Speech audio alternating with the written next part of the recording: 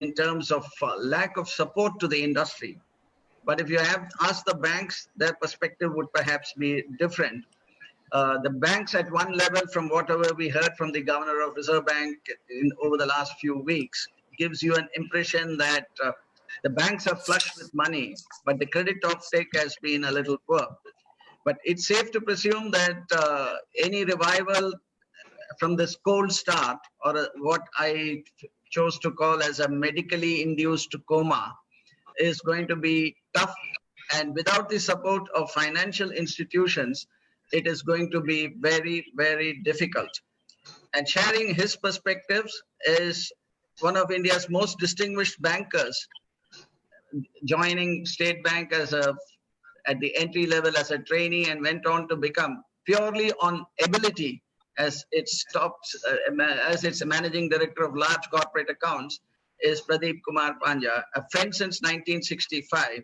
I feel proud and privileged to introduce Pradeep to all of you, and sharing, making Pradeep talk what we all want to hear. That is how we are going to get our money to rev up the industry. Is going to be India's most distinguished video journalist, T.S. Sudhir. Everybody knows them as to be one of the most powerful journalist couples of India. His wife Uma, of course, is the best known face of NDTV. And T.S. now wearing a new look, and now in the digital media also, has kindly agreed to support SICKI in this webinars. Over to you, T.S. Thank you very much, Mr. Ganapathy. So we have got Mr. Pradeep Kumar Panja, former Managing Director of the State Bank of India. And it's only fair that we start with the captain of the Indian banking sector. So we would expect Mr. Panja to actually play a captain's knock, as it were. Let me warn Mr. Panja that the lockdown has made the entire pitch very treacherous. So expect a lot of googlies and beamers and yorkers coming your way, but I'm sure you'll be able to negotiate them pretty well. To all the listeners, may I request you to keep sending in your questions, which we will take at the end of the talk by Mr. Panja. Mr. Panja will speak for about 7 to 8 minutes, after which the floor will be thrown open for questions. So he'll be basically talking about banks and the present crisis, and the crisis is pretty real, as you would agree, as a result of the lockdown, which has lasted now for over 4 weeks. We don't know what the economy really holds for us, and Mr. Panja will actually throw some light on how the banking sector is likely to react and navigate through this present crisis. Mr. Panja, your mic is live now.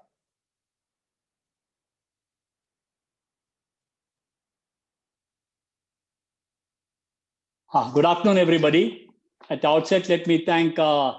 Ganapathy from SICKI and the Mitra legal team for giving me an opportunity to participate in the webinar. Thanks for the introduction, Ganapathy and Mr. Sudhir. I just want to remind Sudhir, I'm an ex-captain. I'm not the current captain. So I'm speaking as Pradeep Kumar, not as the MD of State Bank of India. Okay. So I have a sort of a written down speech for about 7-8 minutes. I'll sort of read it out. I thought it would be much better if you structure it in the form of written speech, so that it will be structured, that I will not miss anything. Sure. Of course, after that, it is an open forum, and I'm there to answer all your questions. So we are going through the world's largest lockdown. I mean, everywhere in the world there is a lockdown, and more so in our country. It's a big toll on the Indian economy, obviously. Various studies on what will be the growth rates in future are there. I just saw an NITI Aayog estimate along with CII. They've said normalcy will be in Q1 FY22, and their definition of normalcy is GDP to the same level that was there in Q4 20. So I think the pain is going to last quite some time. And what does this mean? Real GDP will be close to zero or even negative, most likely negative in the next 3 to 6 months or even 9 months. Banks are part of the economy, and like every other industry has been affected by the crisis. I always believe the performance of bank reflects the collective problems of their customers and consequently the economy. In the current scenario, for a bank, credit demand is expected to be muted. Already before the COVID situation itself, credit growth has been very muted, I think around 6% only. So even though this is may expect to be fall because there's a fall in GDP. There will be increased delinquency in many sectors because there's lockdown and the consequence breakdown of even a lot of supply chains is affecting industry in a large measure. So there is expected to be delinquencies in many sectors. We are going through a fall in the interest rate regime. Even recently, the RBI had announced a 75 basis point reduction in the repo rate. And when there is a fall in interest rate, there's always the stress on the NIM. There's a stress, and the NIMs are always depressed in such a scenario. Transaction volumes are going to fall, and therefore all transaction-related fees are all going to fall for the bank. All in all, I think banks' profitability is going to be affected very badly, whichever sector you are in, whether private sector banks or the public sector banks. In addition, some of the smaller private sector banks and the newly licensed small finance banks, which have been in operation for less than 2-3 years, may also be impacted by the flight to safety by some of the deposit customers. Customers moving away their deposit from these banks, the smaller private sector banks, and maybe the newer SFBs to public sector banks and larger private sector banks. In addition, of course, in the second half of the year, I think we can expect many rating downgrades of corporates. Because of the current situation, although the Reserve Bank of India governor has said acceptance of this moratorium should not lead to any change in rating, but I'm sure because of the lower level of performance over the next 6 to 9 months, a lot of rating downgrades will happen. This would mean for the banks a higher capital requirement. With the subdued stock market likely to continue, banks will find it difficult to raise capital. We've already seen when some of the banks have made statements about, private sector banks have made statements about the potential NPAs and all that, the prices have fallen down very steeply. So what would banks do in this environment? I will go through initially talk about the operational strategy, then let's see what will happen to the credit. I'm sure most of you are interested in the credit part of it, but initially I'll talk about operations. The first thing the banks would like to ensure is continuity of operations and also survival and the business survival. Despite technology and many alternate channels, branch banking is still the nerve center of banks' operations, especially in the rural and semi-urban areas. Banks are right now, therefore, prioritizing critical operations in key branches. In future, as and when lockdown is lifted, banks have to change their staffing pattern to ensure limited travel of staff. This may take some time to evolve because of various conflicts in the HR policies. People are in various grades, various levels of seniorities, and in large urban cities like Chennai, Mumbai, and Bangalore, people live in far-flung areas. How to minimize travel for the to ensure limited travel of staff, so thereby reducing the risk. And at the branches, it will be most important to ensure health and hygiene of employees and customers. So many banks, I think, will be forced to implement measures like temperature screening while entering the banking hall, social distancing, crowd control, seat separation, the way they sit. I mean, the way they sit in branches may change, and maybe even sterilization of the currency notes. I understand ICBC in China has already implemented the sterilization currency notes. What is received from customers is not given back to customers. It goes to a central place where it is sterilized and then only goes back to customers. So if you're planning a visit to a branch in the near future, you may have to budget for spending a longer time to complete a transaction.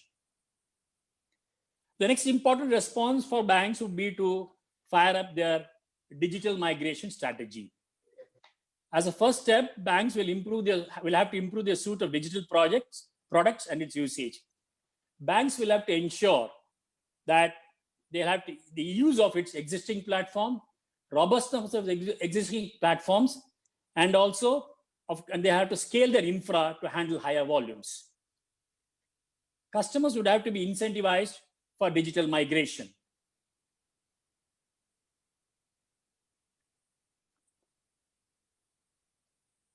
To reduce interaction with staff at branches, maybe the banks may have to install more bots. We have seen 1 or 2 bots at stray branches right now. Maybe that will become a new normal after some time.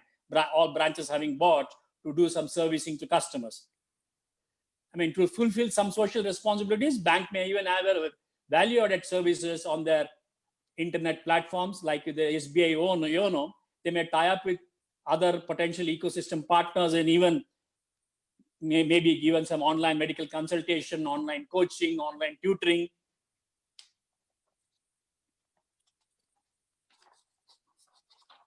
Liquidity management is the next important thing after stabilizing operations for banks. Of course, this may sound odd because all of you would have heard there's a lot of surplus liquidity in the banking system, as much as 7 lakh crores. But while this is true for the system, there are some banks in the system who are facing, I understand, facing liquidity pressures, primarily due to a loss of wholesale deposits. Such banks may have to improve their liquidity management tools and leverage analytics for deposit retention, etc. Of course, all of us know that the most significant risk in a bank's balance sheet is credit. Needless to add that the current situation enhances this risk substantially. The immediate task for banks is therefore to move to the next generation risk analysis tools to identify and mitigate risk. Simultaneously, banks will have to review all their credit underwriting processes, strategies, credit scoring models, and also early warning system models, etc., as new risks have crept in. I just would like to give you a background of the banks, especially the public sector banks, in the scenario just before the COVID contagion hit the country. Banks' books are still not recovered from the last crisis, especially the public sector banks and the old generation private sector banks. They're still weighed down by many debts which are in the process of resolution. Thousands of cases are still pending before the benches of the bankruptcy courts. Many are still in the pre-IBC resolution process. If you analyze the net NPAs of the banks, especially private public sector banks, only 3 banks have net NPAs which are at less than 60% of their net worth: SBI, BOB, and Indian Bank, and 4 are over 100: Central, UCO, IOB, and Punjab. Estimates for these banks to reach the level of an SBI or a BOB ranges from 1 to 9 quarters. Although most public sector banks and old generation private sector banks have adequate capital, regulatory capital as per the current norms, going forward, because of the challenges of COVID, they'll have to make higher provision, higher NPAs, higher provisions. And I'm not too sure whether some of the banks will have adequate capital in this environment. Coming back to the present, all of you are aware the RBI has announced various measures to bolster the liquidity. TLTROs, reduced CRR, line of credit, mutual fund banks. In addition, RBI has announced a moratorium for all term loans and also a deferral of interest and working capital. However, as usual, RBI is bold and googly. They have said banks are expected to make a 10% provision on these accounts where the moratorium has been accepted by the customers by June 30th. Of course, there are various estimates, the amount of provision. It is going to be staggering, 10%. I think almost everybody is going to accept the moratorium. Brickwork Rating Agency, one of the rating agencies in this country, has estimated that the provision requirement will be 35,000 crores, which is higher than the annual profits of all the banks put together.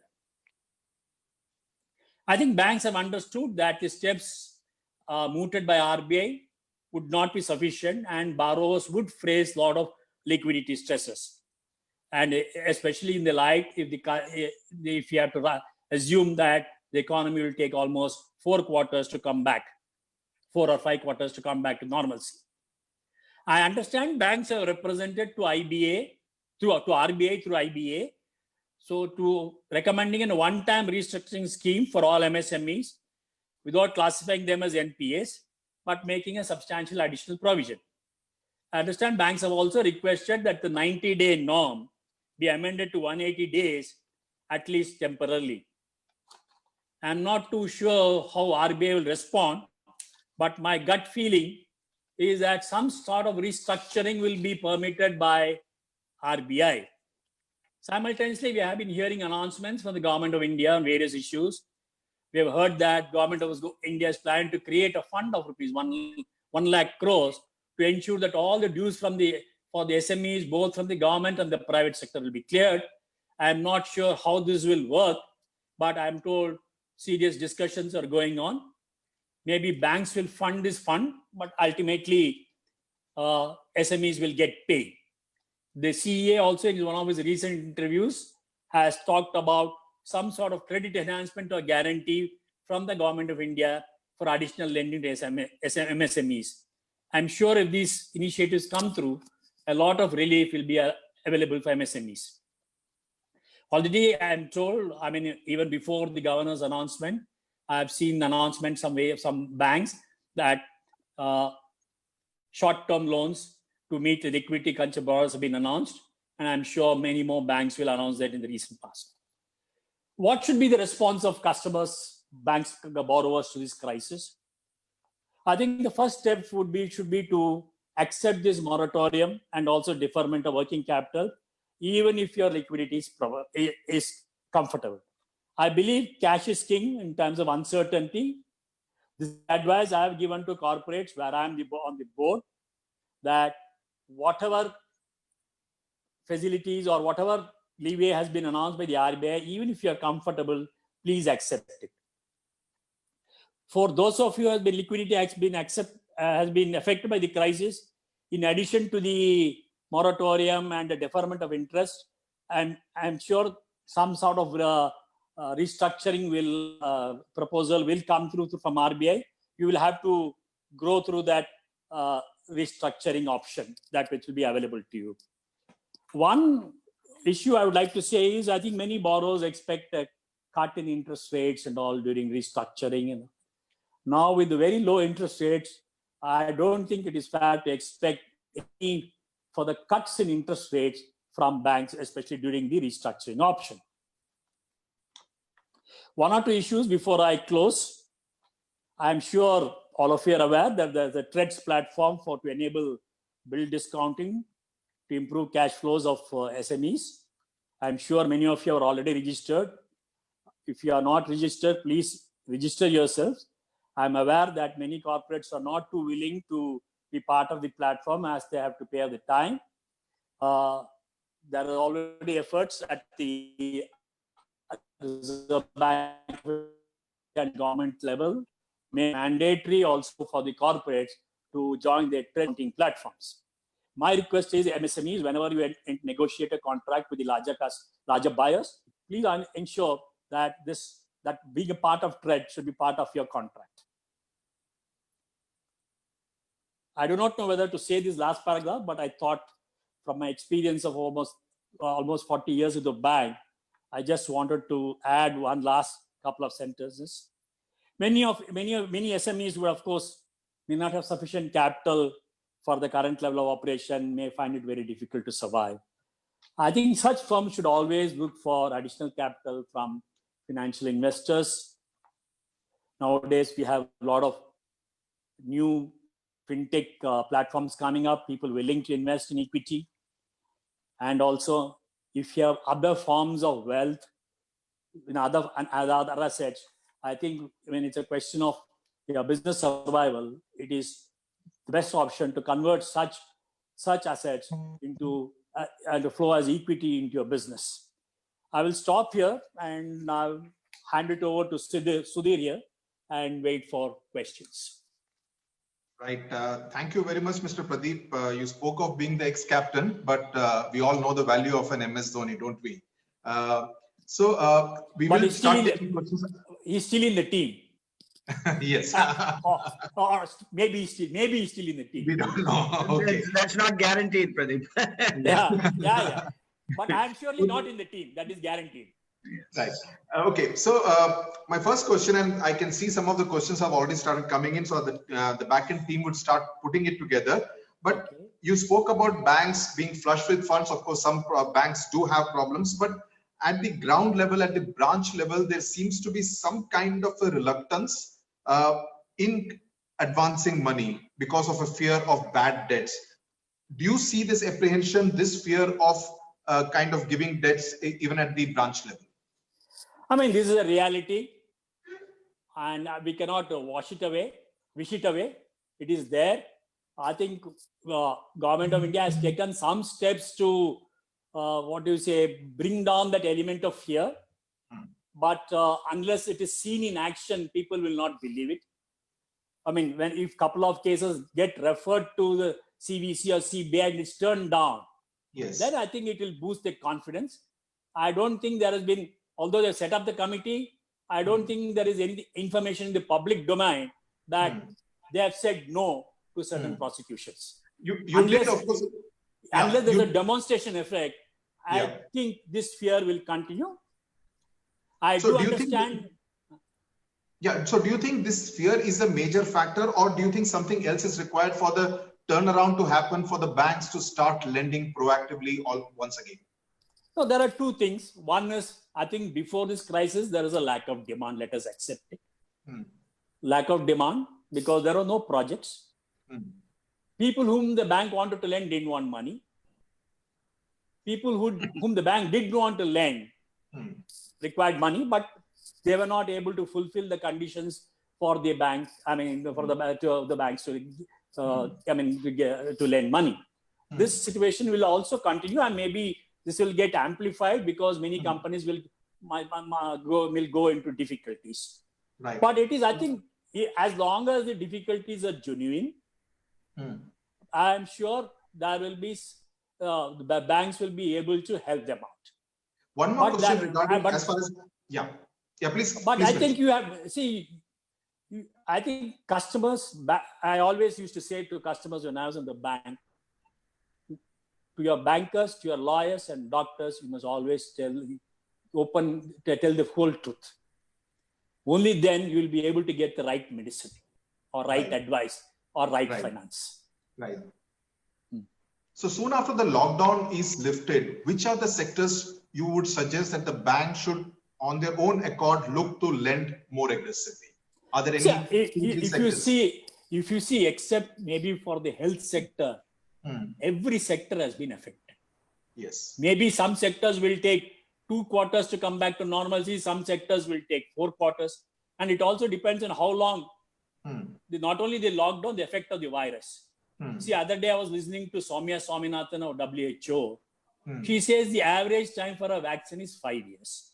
But in COVID, because of the efforts worldwide, she believes that it will take 12 months, 9 to 12 months for the vaccine to be ready. After that, it has to be manufactured and people have to be vaccinated. This will take at least, I think, 24 months from today. I mean, I think that's the best, I would say best estimate for normalcy is 24 months. So I'm sure, see, there are some sectors which are going to be badly affected. Tourism, aviation, hospitality.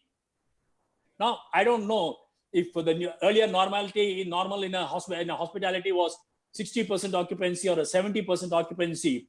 Can they survive with a 25 or a 40% occupancy? What is a new model for all these things? Is there a new model? So that's an interesting point you make, that they need to kind of rejig their models. I think every sector is affected. Some sectors may come back faster, like cement, steel, because these are all essential items, and perhaps the government will focus also on some infrastructure spending so that there's a trickle-down effect. So sectors like cement, steel, and even maybe essentials will, I think, come out of the difficulty faster. But sectors like aviation, hospitality, tourism, I think will take a very long time to come back to normalcy. So maybe the way we restructure also may have to be different for different industries. We can't have a one-size-fits-all restructuring formula. But unfortunately, my fear is that RBI will give a one-size-fits-all structure which will make Okay. it difficult Huh. for certain industries. So we do hope the RBI is listening to what you say. I'll just take a few questions. Mr. And Bala there is says somebody at here. some point- There is somebody here who was the eyes and ears of the governor. Good one. Mr. Bala asks, at some point of time, the RBI must allow banks to restructure term loans of borrowers because the income levels would have changed post COVID-19. When do you think this will come up? I mean, I think the IBI has already made the banks, even banks have proactively sent a restructuring proposal. This is what I've heard from the newspapers and some of the conversations I've had. They're waiting for RBI to approve. Hopefully, the next couple of weeks, I think RBI should approve that. I do not know whether they'll accept everything the IBI has said, but in some restructuring scheme, I'm sure will come through. This I'm not question sure in comes what from shape. this question comes from Vikas Jain. He asks, do you think there will be a reduction in small ticket loans and low interest loans to people? I don't think so. I don't think so. But I think, as I said earlier, no bank will have to relook at all their models, even scoring models. I mean, what was treated as low risk may become medium risk today. So maybe scoring patterns will change. When the scoring pattern score changes, risk changes, maybe the price also changes. The only advantage is the interest rates are expected to come down further with this liquidity in the system. So even if the risk level goes up, because the base level interests are coming down, the overall impact on the customer may be marginal. Right. But the biggest problem is many of the small ticket loans are now not being handled by the banks directly, but by NBFCs. Unfortunately, in the current, even this moratorium has not been extended to NBFC because of some dispute between two sets of regulators. Yes. And if that does not resolve, and NBFCs get some leeway in the like the moratorium from banks, moratorium for restructuring their bond market borrowings, I think it will be there will be an effect on the low ticket loans, especially from NBFCs, like a two-wheeler loan. The two-wheeler loan is 99% from NBFCs. Banks are not at all in this picture. Yes. So things like that may get marginally affected if the NBFC issue is not resolved. You mentioned, Mr. Pradeep, that there is of course no one size fits all. There is no one formula for everyone. But is there one mantra that you would want to give to the business community at large as to how do they now approach the entire banking sector? To the business community, this question comes from Sanjay Bhandari of Mitra & Mitra. No, one thing is I said very clear, no? Cash is king, conserve cash.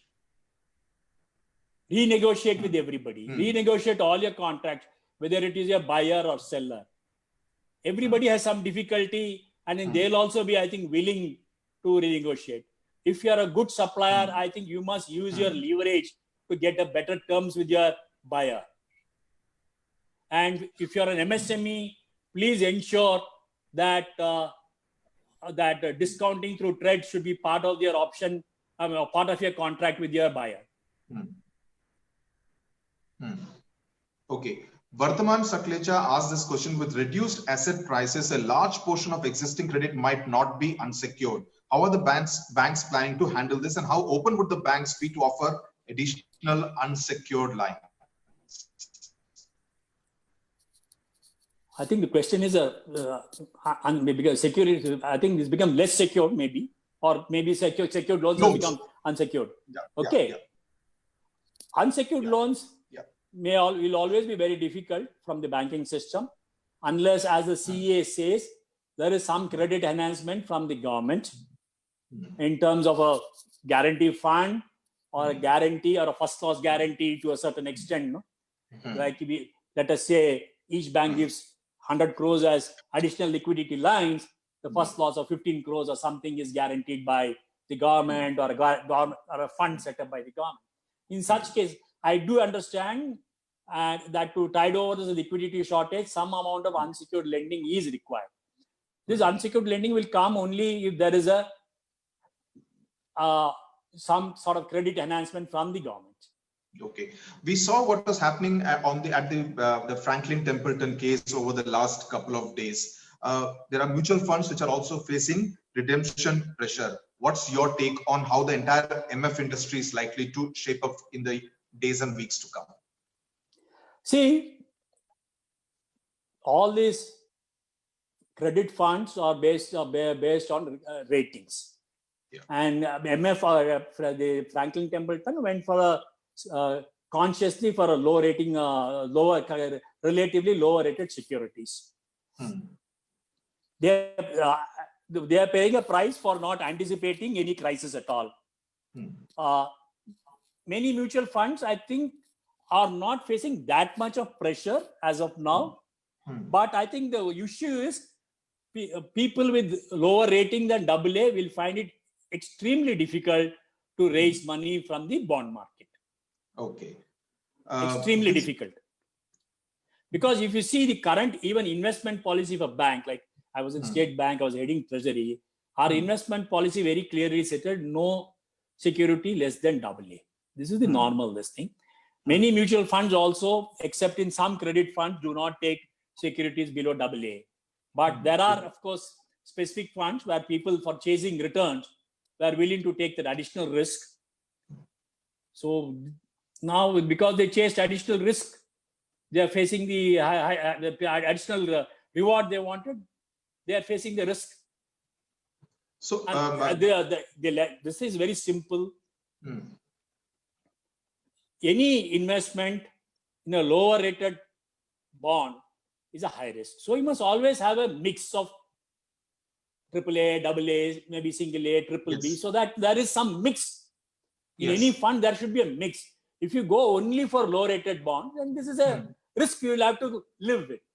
Absolutely. A couple of questions related to investments. Do you see gold playing a major role in the next savings cycle? See, the younger generation I've seen is not interested in gold jewelry as such. So investment in gold jewelry, except during, marriage and things like that, where it is necessary, social evil, as it is necessary, may happen.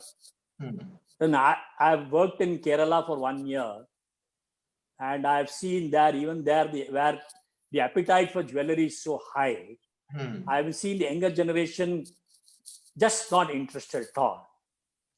But whether the younger generation will be interested in investment, gold as an investment opportunity, I'm sure, yes. There are various scenarios projected for the level of gold from the current 4,000 to 8,000. I do not know which of this will come true. Which of these estimates you believe in, depending on that, some investment in gold will happen. But I think the younger generation will invest maybe in gold bonds, gold ETFs, not in physical gold jewelry. I don't know whether you would want to answer the next question, which comes from Anil Shah. He asks, is it a good time to buy SBI shares? I don't think I'm an expert. A general opinion I'll give you. If you believe in India, you believe India will grow, and your horizon is at least 3 to 5 years, you must buy SBI. Okay, fine. Whether you believe India will grow in the next 3 to 5 years, that's your call. Okay. The Indian rupee, it has gone from 70 to about 76 odd now. Do you see the Indian rupee stabilizing against the dollar? At what level do you see it stabilizing against the dollar over the next 8 to 12 months? See, if you see the last 2 weeks, it is hovering within a 76 range, plus or minus. Yes.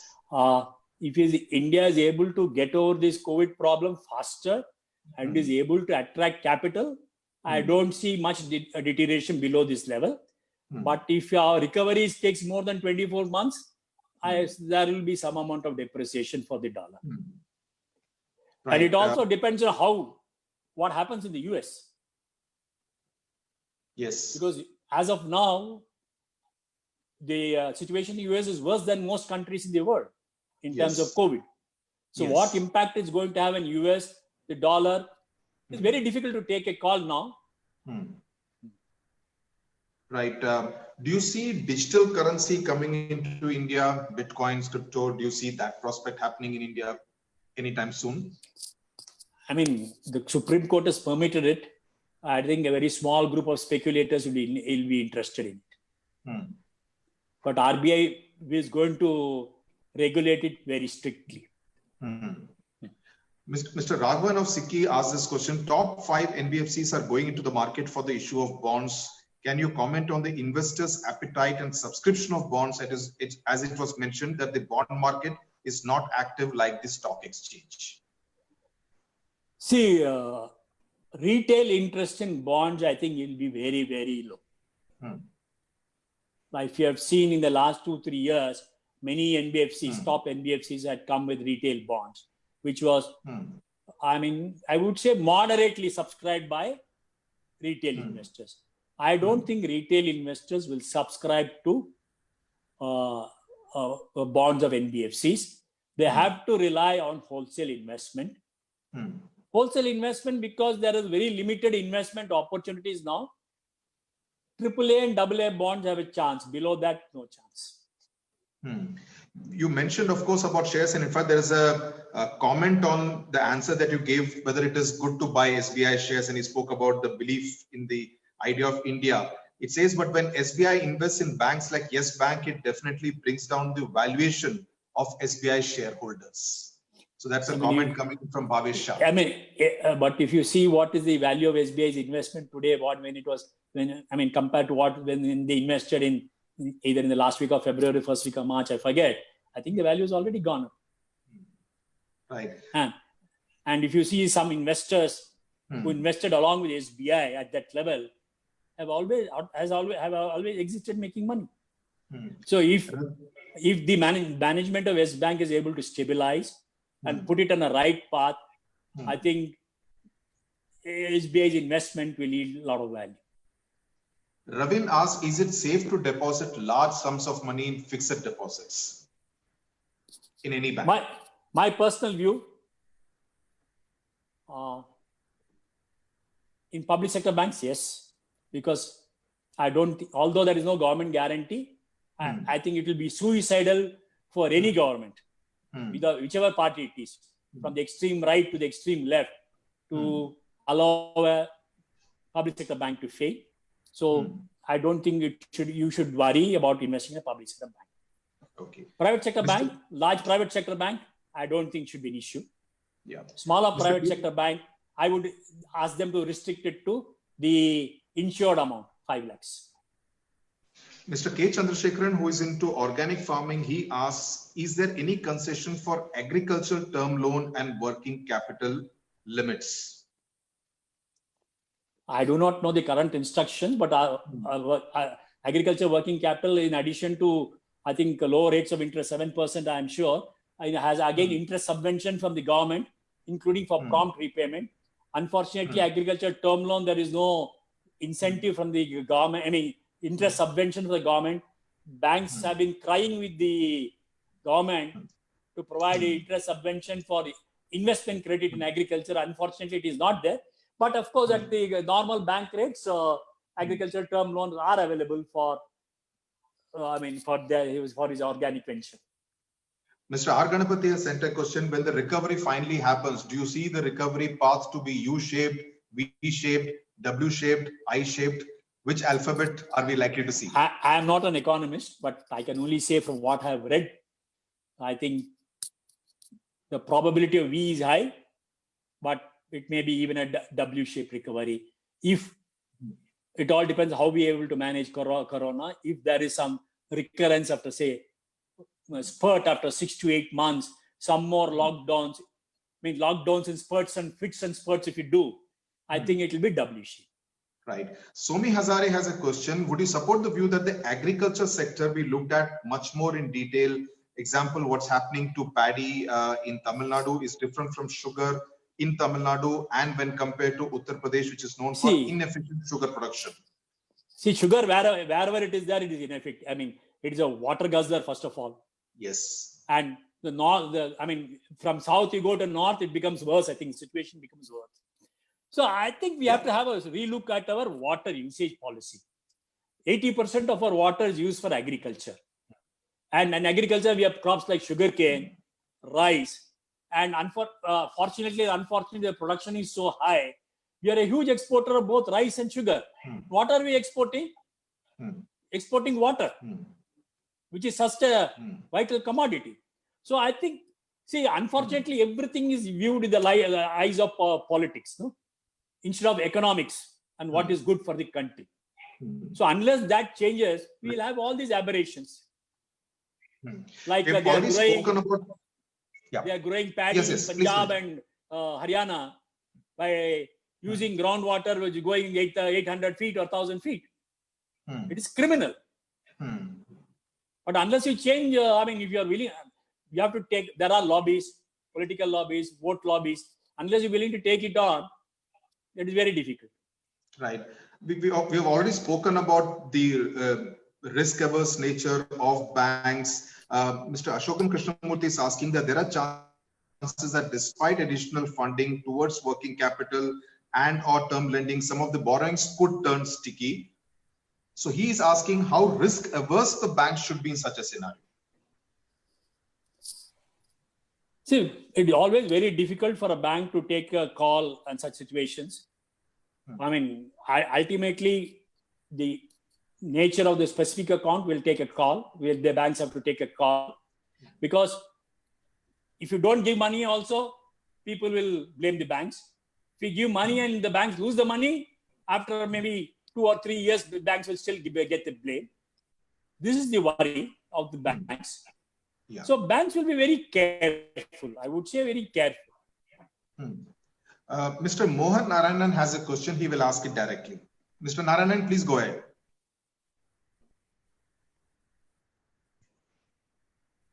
Aishwarya, unmute Mohan. Yeah, I've done it myself. Good to meet you back, Pradeep sir. My question is, I referred Hi, to Mohan, how are you? good. Great presentation, fantastic perspectives. So my question is, I'm referring to the first part of your presentation, where you referred to the Niti Aayog CIA report, which said that, we will probably come back on track 2022. Now, somebody says, no, this is not acceptable. And then, we create a wish list saying that, we want to be back on track 2021 March. I mean, can you, off the top of the, things, recommend 1 or 2 or 3 silver bullets that will make it happen? I mean, the only silver bullet is COVID vanishes fast from tomorrow. We get crazy forwards in WhatsApp, no? So one of the forwards I got a couple of days back, May 4th is the D date. After that, Corona will vanish in the country. I think that's the only silver bullet I can see. Will this That's all many astrologers predicting. No, I mean, I don't think it is impossible economically to bring back the country back to normalcy within 3 quarters. This quarter is already gone. This quarter is already gone. By the time people start production, it will be, even assuming the lockdown will be lifted in some, it will be end of June. End of June and maybe July. And people have to be mobilized, and your supply chains have been disrupted everywhere. And many have international supply chains. And unfortunately, COVID is not an India-specific problem. It is a problem of the entire world. It all depends from which supply chain you are dependent on. Southeast, China, Europe, Middle East, US. So all of this will take time. All this will take time. I don't think, unless there's a magic wand which erases, COVID vanishes on March 4th in the entire world, May 4th in the entire world. What's your view on one question coming in from Sandeep, and of course you mentioned about some banks would be under a little bit of stress. So he's asking a slightly hypothetical question. Are there any other banks you think that are on the verge of collapse like Yes Bank? Very difficult. I don't have inside information. Whatever information I have is what is available in the public domain. There is a bank headquartered Right. in Chennai, which is in I bad think shape. we are done with all the questions that have been asked. Sorry? There is a bank in Chennai, you all know, said which something. is not in great shape, I say. I don't think we should be taking any names out here. Yeah, that's what I said. Anyway, I said. I think, yeah. I think So we're done with most of if I can go in directly on a question. Pradeep, see, the strong challenge is, what I fear is happening is that although some parts of the country are ready to kickstart, I find that there are some parts which are known as hotspots, which are not ready. I have a friend who is a manufacturer of automobile parts. Now, he has a plant in Anantapur. He brings that product from Anantapur to Chennai, does some value add and gives it to the auto belt near Sri Perambadur. Now, the opening elsewhere doesn't help him really, because he I understand. That's why I told you, as you said, the supply chains are so supply chain, hugely disrupted. Supply chain you are referring to in a neighboring state. There are many companies which are dependent on other countries for the supply chain. And every country is in a different stage of COVID. So depending on where is supply chain, and another big problem I want to tell you is India's finance capital is Bombay. And Bombay is very badly affected. Yes. RBI central office has been closed. Yeah. Because a cook there has got COVID. So if the financial capital does not work fully, even if elsewhere COVID sort of dies down, effect of COVID dies, everything opens, unless your financial capital is open, it will be difficult. Yeah. Very and true. if the cook has tested positive, we may not have a minute to get out of this crisis very, very soon. Last questions coming. Which countries among the top 5 economies in the world, Mr. Pradeep, you think would be more resilient to bounce back and have good, sound, decent banking health? Very difficult question. Okay, I have an answer which many people may not like. Maybe China. Okay. I mean, from whatever information they have, because I don't know how correct is information about that. Because they seem to have got over the virus the fastest. Countries in Europe? And countries in, see, I am always very skeptical about Europe. Europe is an aged country. The age profile is very bad. And again, productivity is very low in Europe. So I would say China is still number 1. And whatever you say, people are rethinking about China, all their supply chains are in China. Yes. They cannot escape going out of China, even if they want to supply, make alternate arrangement. It will take 3 to 5 years. It will take 3 to 5 years. They're all dependent on China. We have seen almost every country in this world is dependent on China to even get PPEs, masks, test kits. It seems to be the only country producing it. Yes. And API in large volumes, whatever it is. So I think China's banking system will come back the fastest. Right. And maybe the next is US. Because, dollar is the de facto currency of the world still. True. So it is easy for them to borrow. Do you see that changing, Pradeep? It'll take a lot of time. It'll take a lot of time and looks difficult also, according to me. With this China, unless China is able to bounce back fully and that continues to be the manufacturing base of the world. If that does not change, there is an outside chance, I would say. They have also sitting on an unspecified amount of gold, right? And the kind of assets they might have acquired in Europe, which you are not aware in the last 1 month, can add to that strength. Yeah. Right. Thank you very much, Mr. Pradeep Kumar, for this rather enlightening talk and taking a lot of questions, answering them with candor. You did not duck any bouncers thrown at you. So you kind of had a straight bat and answered most of the questions. So thank you very much for your time and patience. We have done our a good 55 minutes of interaction. So I hope many of you who have been listening in would have got many of your questions answered by Mr. Pradeep Kumar. Kumar Pal Chopra, may I request him to please propose a vote of thanks. Thank you, Mr. Sudhir. As we all know, COVID-19 has brought the entire world to its knees. And one of the containment measures, which is lockdown, is resulting in derailment of world and Indian economy. We all know that Government of India and RBI has various stimulus package, which has been announced and stuff. So it would not be better than Mr. Pradeep Kumar Panja, who's been the former managing director. We've been very fortunate to have him to deliver this webinar of his insight into the entire bank and its present crisis.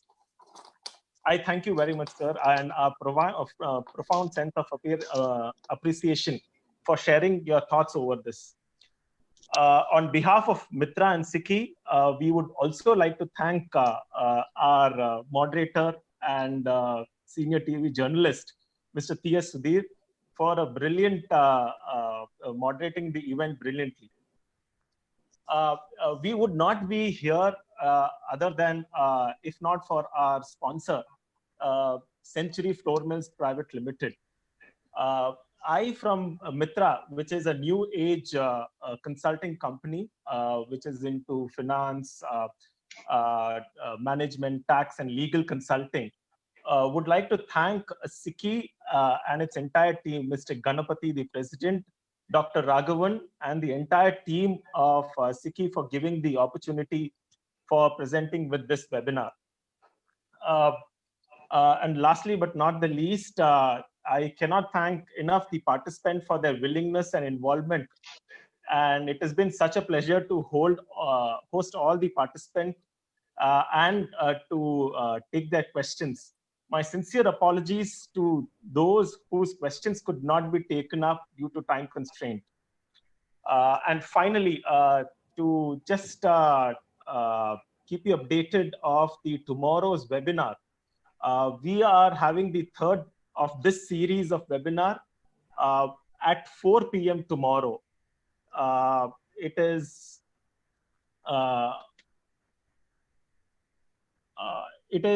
in where Mr. T.S. Sudhir will be in conversation with Mr. T.T. Srinivasa Raghavan, the Managing Director of Sundaram Finance Limited, on the topic of NBFCs and the roll forward.